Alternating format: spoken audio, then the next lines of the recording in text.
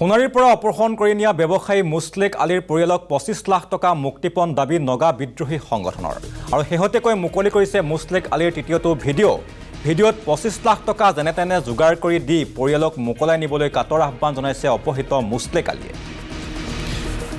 আমি পুনৰ জনাইছোঁ সোণাৰীৰ যি ব্যৱসায়ী অপহৰণ কাণ্ডৰ ঘটনা সেই ঘটনাৰ সন্দৰ্ভত ব্যৱসায়ী মুছলেক আলীৰ পৰিয়ালক 25 লাখ টকা মুক্তিপণ দাবী নগা বিদ্ৰোহী সংগঠনৰ আৰু শেহতীয়াকৈ মুকলি কৰিছে মুছলেক আলীৰ তৃতীয়টো ভিডিঅ' আৰু ভিডিঅ'টোত 25 লাখ টকা যেনে তেনে যোগাৰ কৰি দি পৰিয়ালক মোকলাই নিবলৈ কাটৰ আহ্বান জনাইছে অপহৃত মুছলেক আলীয়ে। আৰু নগা দুৰ্বৃত্তই নিজৰ দোকানৰ ভিতৰৰ পৰা এজন ব্যৱসায়ীক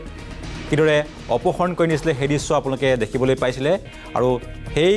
অপহৃত ব্যক্তিজনে এতিয়া তৃতীয়টো ভিডিঅ' মুকলি কৰি দিছে নগা দুৰ্বৃত্তই যে 25 লাখ টকা দিলেহে ব্যক্তিজনক তেওঁলোকে মুকলি কৰি দিব আৰু সেই আহ্বান জনাইছে এতিয়া পৰিয়ালৰ লোকক ব্যৱসায়ীজনে। আৰু নিশাৰ ভাগত কিদৰে তেখেতৰ দোকানৰ পৰা ব্যৱসায়ীজনক নগা দুৰ্বৃত্তই লৈ গৈছিল অপহৰণ কৰি লৈ গৈছিল সেই দৃশ্য চিচিটিভিত বন্দী হৈছিলে আৰু সেই দৃশ্য আপোনালোকে দেখিবলৈ পাইছে আৰু দোকানৰ চৌহদত উদ্ধাৰ হৈছিলে এটা গ্ৰেনেডো আৰু পৰৱৰ্তী সময়ত গ্ৰেনেডটো আৰক্ষীয়ে উদ্ধাৰ কৰে আৰু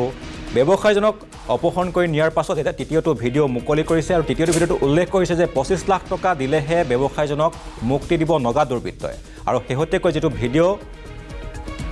মুকলি হৈছে সেই ভিডিঅ'ত ব্যৱসায়ীজনে নিজে উল্লেখ কৰিছে আৰু পৰিয়ালৰ লোকক আহ্বান জনাইছে যে 25 লাখ টকা যোগাৰ কৰি লৈ আহিলে মোক নগা দুৰ্বৃত্তই এৰি দিব।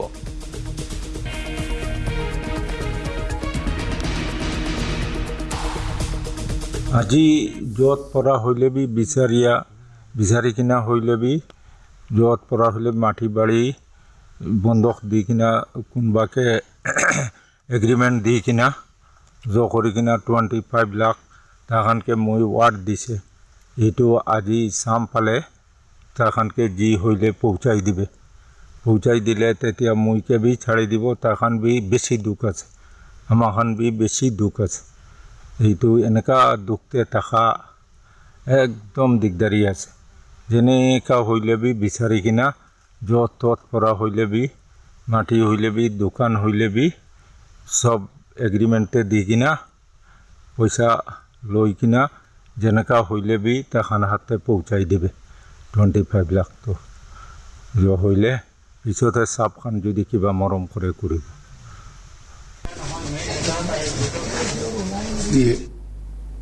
আৰু ব্যৱসায়ীজনৰ যিটো ভিডিঅ' মুকলি হৈছে মুকলি হোৱা ভিডিঅ'ত কি হ'লে তেওঁ উল্লেখ কৰিলে আপোনালোকে শুনিবলৈ পালে যে 25 লাখ টকা মাটি বন্ধকত দি হ'লেও 25 লাখ টকা যোগাৰ কৰিবলৈ তেওঁ আহ্বান জনাইছে ঘৰৰ পৰিয়ালক আৰু ইয়াত এতিয়াহে নগা দুৰ্বৃত্তই তেখেতক মুকলি কৰি দিব বুলি তেওঁ ইতিমধ্যে ভিডিঅ'টোত উল্লেখ কৰিছে। আপোনালোকে নিজে শুনিবলৈ পালে ব্যৱসায়ীজনে কিদৰে মন্তব্য কৰিছে ভিডিঅ'টোত যে 25 লাখ টকা দিলেহে মোক মুক্তিপণ হিচাপে 25 লাখ টকা দিলেহে তেখেতক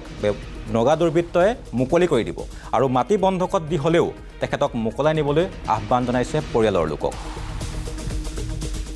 আৰু এই ঘটনা সন্দৰ্ভত আমি সবিশেষ জানিবলৈ আমি ফোন লাইনত সংযুক্ত হৈছোঁ আমাৰ জ্যেষ্ঠ সাংবাদিক অমিত চৌধুৰীৰ সৈতে। হয় অমিত চৌধুৰী, যিহেতু যিজন সোণাৰীৰ পৰা অপহৃত যিজন ব্যৱসায়ীজনৰ তৃতীয়টো ভিডিঅ' মুকলি হৈছে আৰু মুকলি হোৱা ভিডিঅ'ত তেওঁ উল্লেখ কৰিছে যে 25 লাখ টকা নগা দুৰ্বৃত্তই তেওঁক মুক্তিপণ হিচাপে বিচাৰিছে। আপুনি শেহতীয়া তথ্য কি জনাব অমিত চৌধুৰী? এতিয়া মুকলি কৰিছে নগা উগ্ৰপন্থীয়ে মুছলেক আলীয়ে নিজে কৈছে যে 25 লাখ টকা বিচাৰিছে আৰু এই 25 লাখ টকা মাটি বন্ধক দি হ'লেও বা কোনোবাত কাৰোবাৰ ধাৰ লৈ হ'লেও পইচা দিবৰ বাবে আহ্বান জনাইছে আৰু তাত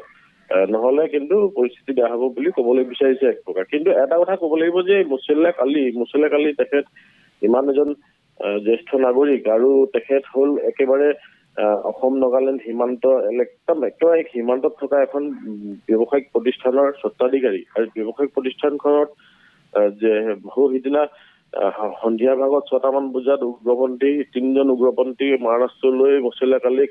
অপহৰণ কৰি লৈ গ'ল আৰু আৰক্ষীও আছিল, অসম আৰক্ষীও আছিল আৰু চবৰ চকুৰ সন্মুখতে সন্ধিয়া ভাগত লৈ গ'ল আৰু তাৰ পিছৰ পৰা আমি দেখিছোঁ নামতোলাত এক প্ৰকাৰ একাংশ ব্যৱসায়ীয়ে এই ঘটনাটো প্ৰতিবাদ কৰিছে কিন্তু একাংশ ব্যৱসায়ীয়ে কোনো ধৰণৰ প্ৰতিবাদী কাৰ্যসূচী গ্ৰহণ কৰা নাই। আমি যেতিয়া নামতোলা গৈছিলো তেতিয়া দেখিছিলো যে যিডোখৰ প্ৰায় 100 মিটাৰ অন্তৰালত থকা যিসমূহ ব্যৱসায়িক প্ৰতিষ্ঠান এই প্ৰতিষ্ঠানসমূহ বন্ধ আছিল আৰু নামতোলা যি ব্যৱসায়ী সন্থাই বন্ধ আহ্বান জনাইছিল আৰু বন্ধ হৈছিল কিন্তু 500 মিটাৰ আঁতৰত যোৱাৰ লগে লগে আমি দেখিছো যে যিমানবোৰ ব্যৱসায়িক প্ৰতিষ্ঠান সকলোবোৰ খোলা আছে। আচলতে যিটো প্ৰথমটো ভিডিঅ' প্ৰকাশ কৰিছিল নগা উগ্ৰপন্থীয়ে কিবা ছানফ্লাৱাৰ বুলি কৈছিল, আৰু ছানফ্লাৱাৰ হ'ল নগা সকলে কোৱা মতে ছানফ্লাৱাৰ হ'ল ড্ৰাগছ, আৰু এই ড্ৰাগছৰ ব্যৱসায় কৰে বুলি ইতিমধ্যে আমি গোপন সূত্ৰে জানিছো, আৰু ওচৰ চুবুৰীয়া যিসকল ব্যৱসায়ী তেখেতলোকো কৈছে যে মুছল্লাক আলীজন ড্ৰাগছৰ ব্যৱসায় কৰে। আৰু ইয়াক লৈ অসমৰ যিসমূহ বা নাগালেণ্ড সোণাৰী যিসমূহ সংগঠনসমূহে প্ৰতিবাদী কাৰ্যসূচী গ্ৰহণ কৰিছে যে মুছল্লাক আলী ড্ৰাগছৰ ব্যৱসায় কৰে, আৰু তেখেত ড্ৰাগছৰ লগত জড়িত, আৰু বহুদিন ধৰি দীৰ্ঘদিন ধৰি নাগালেণ্ডত থকা যিসকল যুৱকসকলে এই নামটোলাত গৈ পেলাই মুছল্লাক আলী আৰু তাৰ দাঁতিকাষৰীয়া কেইখনমান দোকানত ব্যৱসায়িক প্ৰতিষ্ঠানত এই ড্ৰাগছৰ ব্যৱসায় চলি আছে, ৰমৰমীয়া ব্যৱসায় চলি আছে, আৰু এই ড্ৰাগছৰ ব্যৱসায় কৰি থকাৰ কাৰণেহে নগা উগ্ৰপন্থীয়ে মুছল্লাক আলীক অপহৰণ কৰিছে বুলি ক'ব বিচাৰিছে। কিন্তু এটা কথা যে আজি আমি জানিব পাৰিছো যে তৃতীয়তে যেতিয়া ভিডিঅ' প্ৰকাশ কৰিছে নগা উগ্ৰপন্থীয়ে 25 লাখ টকা মুক্তিপণ বিচাৰিছে, এই যি 25 লাখ টকা দাবী কৰাৰ পিছত এতিয়া আমি জানিব পাৰিছো, আমি ফোন যোগে আমি কথা পাতিছিলো।